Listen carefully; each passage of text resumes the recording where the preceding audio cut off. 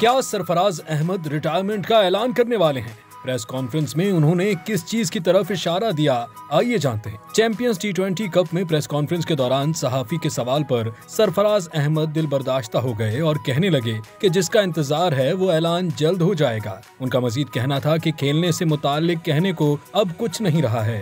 2006 में पाकिस्तान की junior team की क़यादत करते हुए भारत के मुकाबले में ग्रीन शर्ट्स को ICC अंडर-19 का वर्ल्ड कप जितवाने वाले पाकिस्तान क्रिकेट टीम के साबिक कप्तान सरफराज अहमद ने ICC के 2 कप अपनी क़यादत में पाकिस्तान को जितवाए हैं। इससे कबल साबिक वेस्ट इंडियन कप्तान क्लाइव लाइड और ऑस्ट्रेलियन कायद रिकी पॉन्टिंग को भी ये एजाज हासिल था कि उन्होंने अपने मुल्कों को 2-2 बार ICC कप जितवाए।